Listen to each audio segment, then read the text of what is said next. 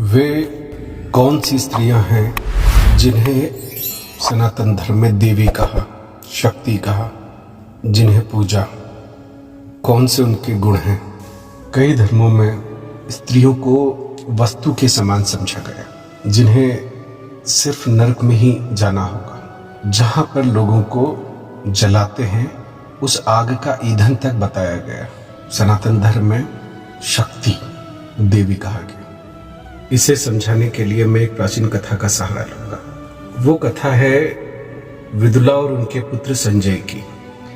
एक संवाद कृष्ण और अर्जुन के बीच हुआ, जिसे गीता कहा गया। यह रणभूमि में बीचों बीच हुआ, पर द्वापर में एक और संवाद ऐसा हुआ जो किसी भी प्रकार से भगवत गीता से कम नहीं।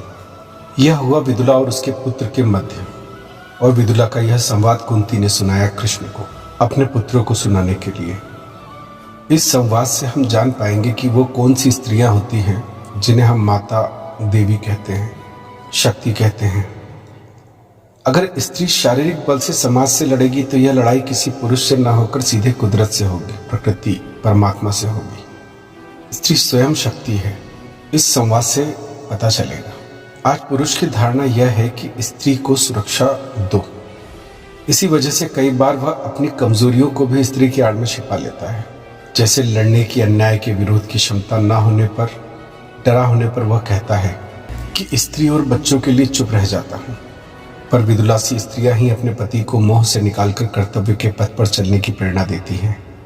ऐसी स्त्री के चरणों में संसार सर नवाता है। जब भी कभी भविष्य में इन स्त्रियों की तस्वीर या मूर्ति बनती है तो भयानक शस्त्रों से सजाया जाता है, और इनके ये शस्त्र कायर का नहीं, कायरता का नाश करते हैं। कायर को तो कोई भी मार सकता है, पर कायरता को अगर कोई नष्ट कर सकता है तो वो किसी स्त्री से बेहतर कोई नहीं। अर्जुन मोह के कारण युद्ध नहीं लड़ रहा था, और विदुला पुत्र संजय भय के कारण। अर्जुन को अपनों का मोह था, संजय को अपना। हाँ, पर वहां जगाने वाले कृष्ण स्वयं परमात्मा और यहाँ पर एक स्त्री थी, पर बात का प्रभाव और परिणाम एक ही था, दोनों ही जागे। जब कृष्ण ने युद्ध करने के पूर्व एक बार स्वयं कौरवों के पास जाकर उन्हें समझाना चाहा। युधिष्ठिर ने उन्हें रोकना चाहा और कहा, वहां जाने से कुछ लाभ नहीं। दुर्योधन आपका कहना कदापि नहीं मानेगा। परंतु कृष्ण बोले, ये व्यर्थ भी होगा तो मेरे जाने से दुर्योधन पर अन्याय का कलंक तो अवश्य रहेगा। कृष्ण गए और दरबार में पहुंचकर भीष्म, द्रोणाचार्य आदि के सामने ही कहने लगे, राजन, मैं इस हेतु आया हूं कि जिसमें जन विध्वंस की नौबत न आए। दूसरे के दुख देखकर सुखी होना अच्छा नहीं। आप अपने पुत्रों को समझाएं, मैं पांडवों को समझा लूंगा। पांडवों से मेल करने में सबका भला है। इस समय सैकड़ों के हजारों राजा उनके साथ हैं। एक से एक वीर योद्धागण उनके लिए लड़ने को तैयार हैं। पर युधिष्ठिर ने धर्म की बातें समझाकर उन्हें रोक रखा है। आप भी सुलह के लिए तैयार हो जाएं। आप जानते हैं कि युधिष्ठिर का व्यवहार आप या आपके पुत्रों के प्रति कैसा है। उनका राज्य छीना गया, द्रौपदी का अपमान किया गया, वे वन वन दुख उठाते फिरे, फिर भी धर्म एवं सत्य के पथ से कभी नहीं हटे। आप भी धर्म का ख्याल करके ऐसा काम करें जिससे यह भयंकर कुलनाश न होने पाए। सबने ही कृष्ण के इन वचनों को पसंद किया और उनके समर्थन में किस्से कहानियां सुना धृतराष्ट्र को धर्म पर चलने की प्रेरणा देने लगे। धृतराष्ट्र बोले, मैं भी यही चाहता हूं, पर क्या करूं? मेरा कुछ वश नहीं है। दुर्योधन किसी तरह से नहीं मानता। जितना संभव था प्रयत्न किया। कृष्ण ने यह सारा वृत्तांत कुंती को जा सुनाया और पूछने लगे कि बुआ, तेरी क्या सम्मति है? कुंती बोली, युधिष्ठिर से जाकर कहो, तुम्हारा धर्म अब घट रहा है। जो तुम अन्याय से मित्रता की बात कर बैठे, तुम शायद धर्म के उल्टे अर्थ समझते हो। वेद में ऐसे धर्म की महिमा नहीं। धर्म वहां रहता है जहां बुद्धि और ज्ञान से काम लिया जाता है। योद्धाओं को चाहिए कि वे अपने भुजबल पर भरोसा रखें। मैं विदुला का किस्सा तुम्हें सुनाती हूँ। विदुला का जन्म क्षत्रियों के जिस शाश्वत वंश में हुआ था, उस कुल में क्षत्रियों का प्रण था। सिर जाए तो जाए, पर रणभूमि में बिना शत्रु विजय किए न आएंगे। कुल से ही सारे संस्कार विदुला में डाल दिए गए थे। उसकी शादी सुवीर राजा के साथ हुई थी, जो मारवाड़ के दक्षिण की ओर के राज्य का स्वामी था। उसके मर जाने के बाद उसका पुत्र संजय राजगद्दी पर बैठा। वह उत्साहहीन, अल्पबुद्धि और राजनीति से अनभिज्ञ था। सिंध के राजा ने यह देखकर उस पर चढ़ाई कर दी। संजय परास्त होकर भाग गया और एक पर्वत शिखर पर जाकर शरण ली। विदुला को जब यह समाचार विदित हुआ तब उसके नेत्रों में खून भर आया। वह वहां चली गई जहां संजय पड़ा था। उसने उसे कठोर वचन कहे। जिन अग्नि उगलने वाले शब्दों में विदुला ने अपने पुत्र का आह्वान किया, युद्ध के लिए प्रेरित किया, वह सुनने योग्य है। इसका एक एक शब्द किसी योद्धा के लिए ग्रंथ से कम नहीं। वे बोलती हैं, ओ शत्रुओं को प्रसन्नता देने वाला, तू मेरा पुत्र नहीं है। इस कोख से वह अग्नि प्रकट होनी चाहिए जो शत्रुओं को जलाकर भस्म कर देती। तू किसके रक्त से पैदा हुआ? न तू अपने पिता का, न माता का। तुझमें अग्नि नहीं, तुझमें क्रोध नहीं। कौन तेरी गणना पुरुषों में करेगा? क्या तू नपुंसक है जो रणभूमि को त्याग कर यहां भाग आया? यह उदासीनता क्षत्रिय के लिए अनुचित है। यदि अपना कल्याण चाहता है तो अपने भार को स्वयं संभाल। अपनी आत्मा को अपवित्र मत कर। अपमान का जीवन मृत्यु है। उठ, अपने भय को त्याग। क्षत्रिय हमेशा ऐश्वर्य का आकांक्षी रहता है। वह किसी के अधीन रहना नहीं चाहता। वह शेर की तरह विचरता हुआ सबको अपने अधीन रखना चाहता है। वह एक मदमस्त हाथी की तरह वन में निशंक होकर विचरता है। नीचे या मध्य भाग में रहना वह पसंद ही नहीं करता। वह सदैव बड़ाई और मान के शिखर पर ही दिखाई देता है। उचित है कि तू एक बार फिर प्रज्वलित होकर अग्नि की तरह भड़क उठ, न कि सिसक सिसक के तेरा दम निकले। यह क्या नीचता है? तेरे जैसा कायर नपुंसक क्या काम करेगा? तुझे चाहिए था कि हाथ में खड्ग लेकर रणभूमि में विद्युत की भांति कड़कता हुआ, चमकता हुआ नजर आता, मरता या मारता। इसके बाद भी लोग प्रशंसा करते न आघाते। जिसमें साहस नहीं वह पुरुष नहीं, जिसमें लज्जा नहीं वह निर्लज्ज न पुरुष न स्त्री है। न उससे मित्रों को सहायता मिलेगी, न प्रजा को उससे आश्रय मिलेगा।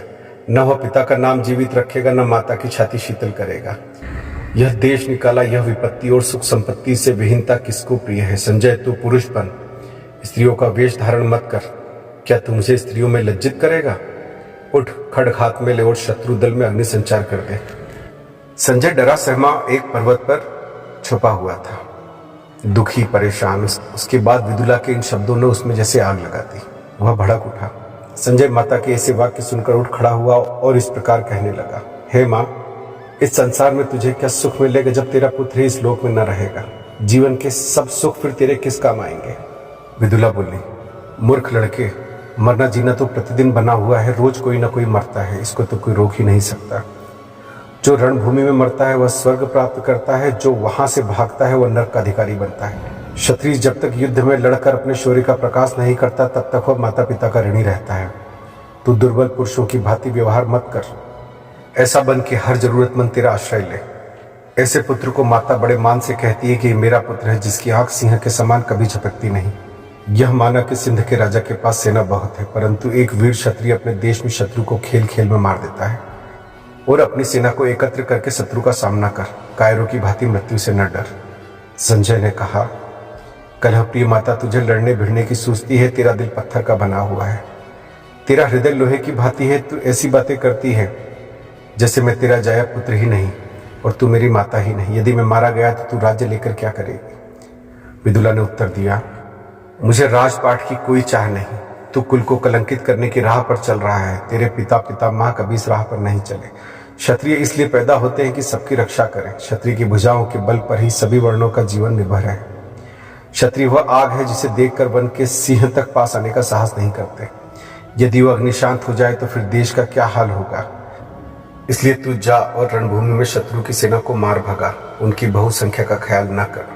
संजय ने कहा, माता, क्रोध न कर, कृपा दृष्टि कर। मैं तेरी आज्ञा को भंग न करूंगा। इस पर माता ने उत्तर दिया, संजय, अब मेरे दिल को शांति मिली है। मेरे तीव्र वचन इस भाव के थे कि तेरे अंदर का साहस पैदा हो।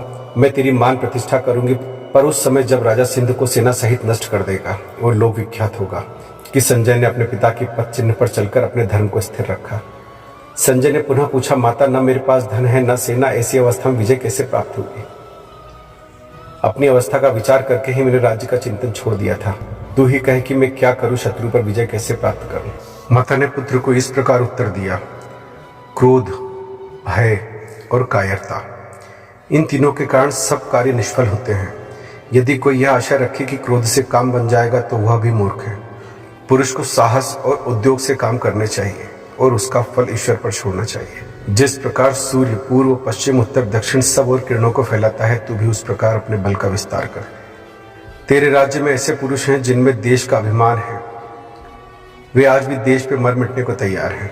वे शत्रु को अत्यंत घृणा की दृष्टि से देखते हैं। उनको अपनी राज्य पताका के नीचे ला। धन की लालसा वालों को धन दे, लोभ दे, और जो शत्रुओं से परास्त है तथा ईर्ष्या और द्वेष की अग्नि में जल रहे हैं, उन पर अपनी गूढ़ सहानुभूति प्रकट कर वे सब तेरा साथ देंगे। जिस प्रकार मैंने तुझे कठोर वचन कहकर रणभूमि के लिए तैयार किया, उसी प्रकार तू भी योद्धाओं को बुलाकर उत्तेजित कर। प्रत्येक पुरुष को उसके स्वभाव से पहचान और उसी प्रकार से उससे व्यवहार कर उसे अपने अधीन रख। तेरे पास थोड़े ही दिनों में योद्धाओं की बहुत संख्या हो जाएगी। जहां तूने संकल्प किया है कि तेरे चारों ओर तेरे अनुकूल प्रकृति प्रभाव और उत्तेजना वाले पुरुष इकट्ठे हो जाएंगे। जब शत्रु दल सुनेगा कि तू इस प्रकार तैयार है तो वैसे ही भयभीत हो जाएगा।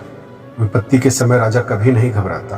प्रजा, सैन्य और मंत्री सभी डर जाते हैं, परंतु राजा उनको ठाठस बंधाता है। अगर राजा घबरा जाए तो उसके साथ के लोग पहले घबरा जाते हैं। कुछ तो जाके शत्रु से मिल जाते हैं, कुछ उसका साथ छोड़कर भाग जाते हैं, जिससे राजा की हार निश्चित हो जाती है।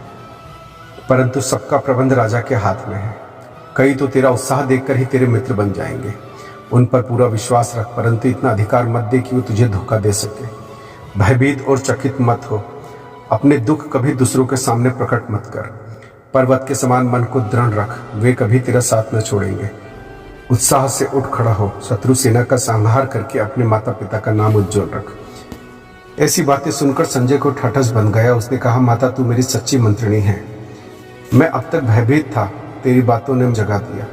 यह कहकर संजय ने उस पर्वत शिखर पर अपनी राजध्वजा खड़ी की। सहस्त्रों पुरुष एकत्र हो गए।